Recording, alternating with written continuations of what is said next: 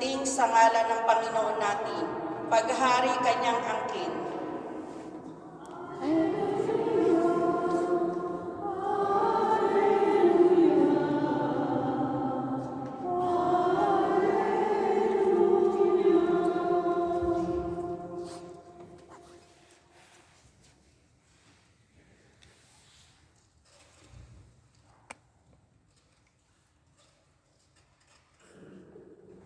Sumainyo ang Panginoon.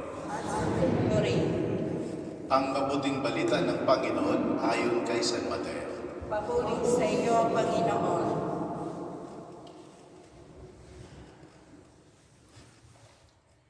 Noong panahong iyon, sinabi ni Jesus sa kanyang mga alagad, "Darating ang anak ng tao bilang hari, kasama ang lahat ng anghel, at luluglok sa kaniyang maringal na trono. Sa panahong iyon, matitipon sa harapan niya ang lahat ng tao. Sila'y pabubukod-bukurin niya, tulad ng ginawa ng pastol sa mga tupa at mga kambing. Ilalagay niya ang sa kanyang kanan ang mga tupa, at sa kaliwa ang mga kambing. At sasabihin ng hari sa mga nasa kanan, 'Halika kayo, mga pinagpala ng aking Ama.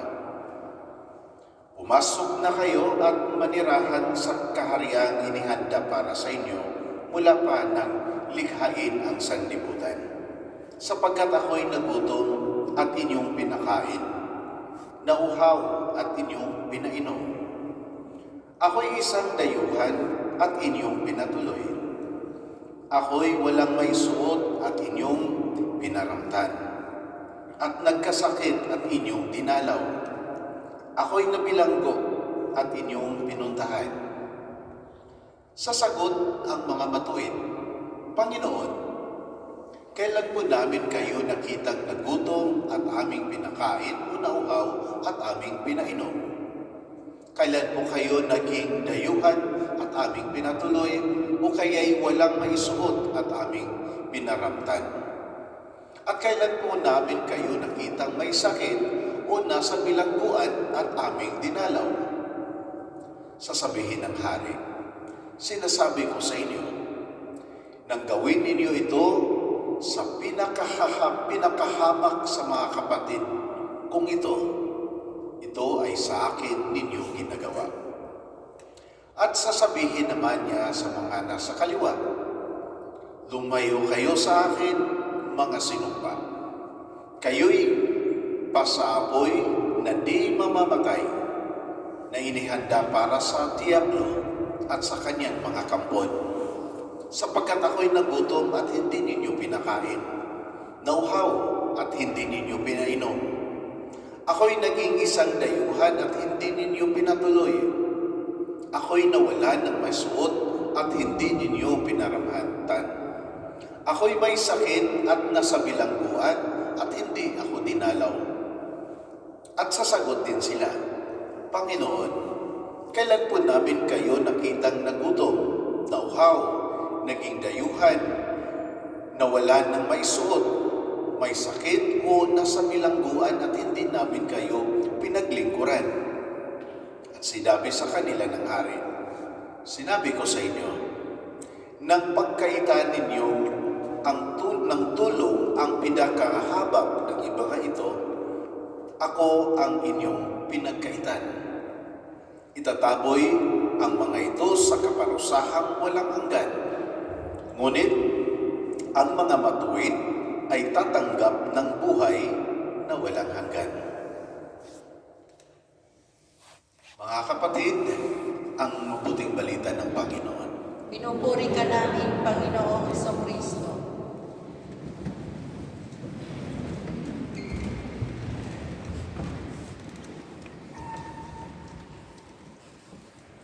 So, alam nating lahat, ito ang kahuli-huliang linggo sa kalendaryo ng ating simbahan, sa ating liturgical calendar. At very fitting na the last Sunday sa liturgical calendar is dedicated doon sa ating kapistahan ni Kristo bilang ating hari. No, hari. Pero napansin din natin na sa readings ay ang pinag-usapan ay ang katapusan. The end. Judgment. Ano nga ba ang katapusan ng buhay na ito? At bakit na yung kapistahan ng pagkahari ni Kristo speaks of the end? No. Ano ba yan? Ibig bang sabihin, ang buhay natin ay pagkatapos nito ay magiging pulvere na lang tayo? Hanggang kabaong na lang? Do we live just to die? Kayo po ba ay naghahanap buhay, nagpakahirap sa buhay para lang tayong lahat ay mamatay? Sayang naman ang ini-invest nyo doon. Sayang naman ang pinagkudkod natin araw-araw kung hanggang kabaong lang tayong lahat. Para saan itong lahat na ginagawa natin sa buhay? Ha? So yung lahat-lahat ng mga ginagawa natin, yung mga sakripisyo nyo, yung mga kabaitan nyo, lahat-lahat. Sa tingin nyo ba ay ang kasagutan ng buhay na ito ay ang kamatayan? At bakit na itong haring ito, yung kapistahan natin nga, ay yung parang yung mga readings, in fact, last week and in the coming days, palaging katapusan ng mundo, ganun. Bakit? Ang tinuturo ba sa simbahan, ang tinuturo ba ni Kristo ay tayong lahat ay mamatay? Pagbabagsak na yung mga bituin, babagsak na yung mga araw. Babagsak ba yung mga araw? Ilang araw bang babagsak? Ha? So, yung pag-iisip na yaon ay para sa simbahan. At kung titingnan natin yung logic din sa filosofiya, ang buhay ay para sa buhay. At hindi, we don't exist. Life does not exist just parang yung katapusan ng buhay ay hindi kamatayan. Kamatayan is not the end of life. But the end of life is, ano ba? Ano ba yung end? Kasi yung end ay hindi yung katapusan na mawawala tayong lahat. The end, it means the direction, the fulfillment. No? The fulfillment. Yung kabuuan sa lahat. La finalità di la vita. Ibig sabihin, la finalità di la vita non è la morte, ma la finalità di la vita è il regno di Dio. Yung ating pagkikiisa kay Kristo. At paano yun nangyari? So itong haring ito kasi ay hindi ito yung haring yung makikita natin sa mundong ito na nakaupo lamang doon sa kanilang trono. Hindi ito katulad ng mga leaders na nakaupo lang sa kanilang trono with all the bodyguards. Bawat kilos ang dami-daming mga sasakyan, aeroplano, helicopters, security guards na napaka-insecure to save himself. Hindi po ito yung haring ito na kung ano yung mga batas which ay pwedeng paikot-ikutin niya. Who can easily manipulate the laws based on technicalities and power, di ba? But itong haring ito is one na nakikisa sa atin. Nakikisama sa atin para lahat tayong ay mahikayat doon sa kanyang kaharian. That we will only enjoy the fullness sa kanyang kingdom. Kaya nga, this kingdom, itong haring ito, ay sumasama sa atin sa pamamagitan ng kanyang tinatawag nating incarnation. The incarnation of Christ, yung Jesus, yung si Kristo na ang nagkaroon ng katawan, is yun ang sinasabi nga natin na the kingdom of God is at hand. No, yung kingdom ng Panginoon ay nandito na sa atin dahil nakisama ang Diyos sa atin sa pamamagitan ni Kristo. Ibig sabihin, itong haring ito ay hindi nakaupo securing himself, but a king, a leader who risks his life para maipadama niya sa bawat isa sa atin kung anong uri yung kanyang kaharian sa pamamagitan ng kanyang pagsama sa atin at sa kanyang pag-serve sa humanidad. So he articulated his kingdom, his kingship in the form of service. Kaya nga, narinig natin sa gospel, ano yun? Pinakain ang mga gutom, yung mga uhaw, pinainom, yung mga nakulong, mga may sakit. So ibig sabihin, lahat-lahat ng mga paghihirap ng tao ay kanyang, parang sinisave niya yung tao sa kanyang actual suffering, sa kanyang actual na paghihirap. Hindi yung hari or leader na full of promises na pag nanalo ako ay magpagawa ako ng bridge, magpagawa ako ng eroplano, ang kamote ay magiging mura na lamang. Ang bigas, ang hangin ay mura na, wala nang bayad. Di ba yung mga leaders na puro promises and promises and promises?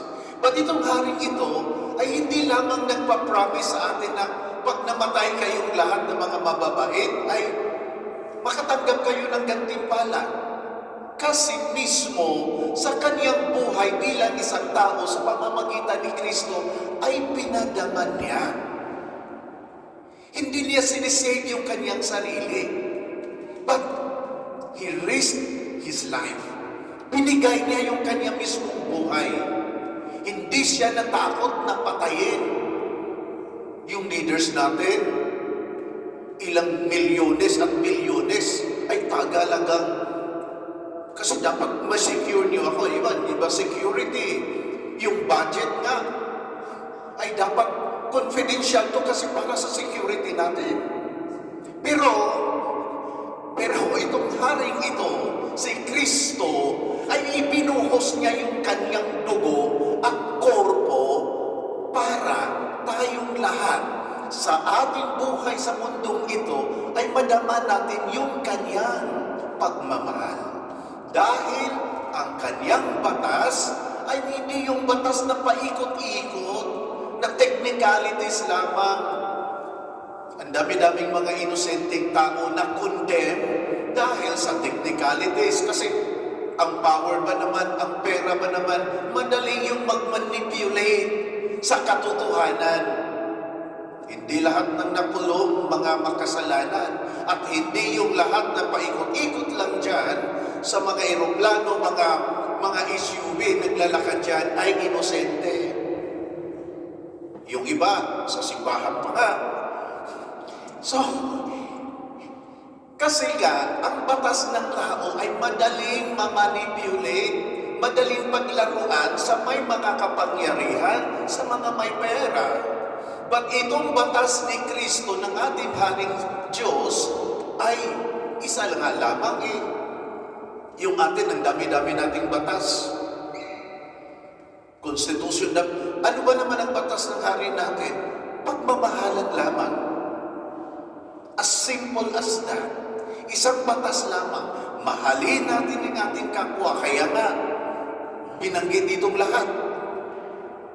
Na if we only love each other,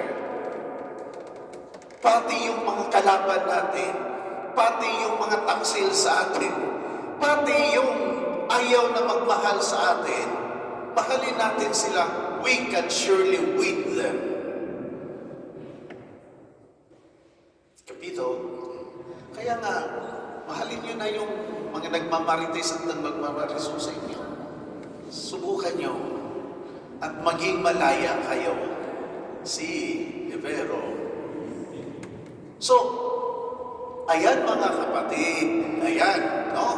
Yun ang ginagawa, yan lahat ng hari natin na si Kristo. Hindi po ba? Hindi lang siya full of promises. Kasi yung promise dito na ang lahat ng mga mabait katulad nyo, huwag kayong mag-alala. Ay, totoo yan. Hindi yan nasa hangin lamang na pang-eleksyon. Kung di totoo yung lahat, hindi naman to intriga. It's just a sort of a comparison sa kingdom of God and the kingdom of man. Sa kingdom ng mundo, iba ang kingdom ng mundo. Iba ang kingdom ni Kristo. Kasi totoong totoo. Hindi pang popular lamang na kung saan ang mas maraming voters ay doon pinaglaruan ang katotohanan. So, ano ang nangyari? Ang batas ng pagmamahalan ang umiiral. At yun, sinamahan tayong lahat.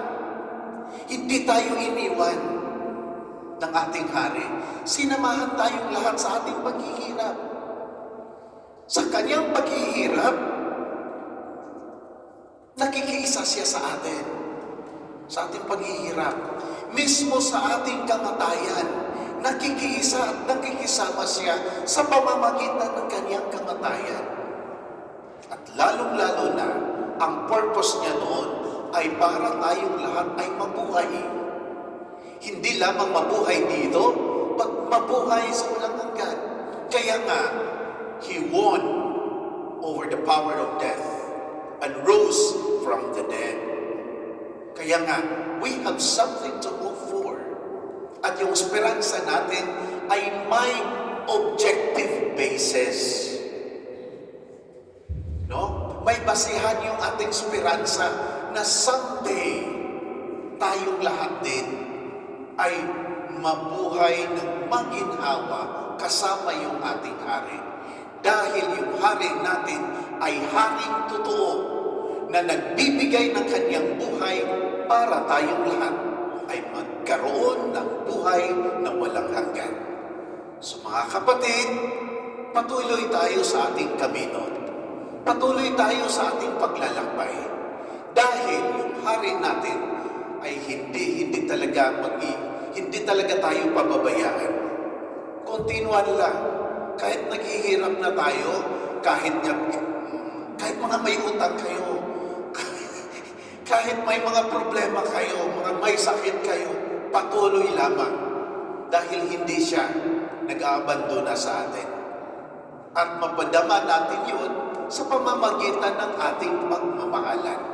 So we can show that God is real and present sa atin sa pamamagitan din ng buhay na ating, the kind of life that we live and how we relate to each other.